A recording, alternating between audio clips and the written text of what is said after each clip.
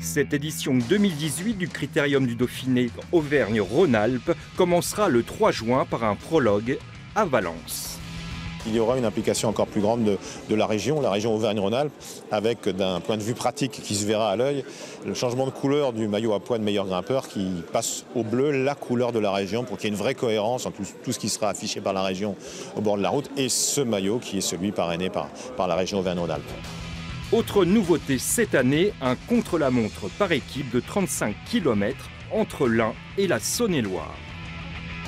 Un contre-la-montre par équipe, une répétition un petit peu avant le Tour de France. Ça aussi, c'est un exercice dont il faudra aborder ça sérieusement, parce qu'on sait que c'est un impact important sur le classement général. Et je crois que quand même, le Critérium du Dauphiné se fera sur la montagne, et notamment dans le final. Des chances pour Romain? Oui, bien sûr. Dès la 4e étape, place aux grimpeurs dans les Alpes, avec une arrivée à Lançon-Vercors, le lendemain départ de Grenoble jusqu'à Valmorel, et le samedi la répétition d'une étape du Tour de France entre Frontenex et La Rosière.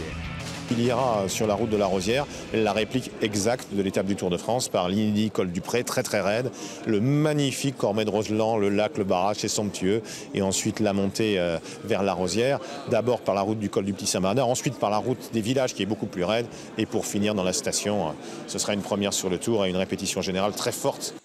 Pour clore cette 70e édition, le dimanche 10 juin, une étape de 129 km entre Moutier et Saint-Gervais-Mont-Blanc.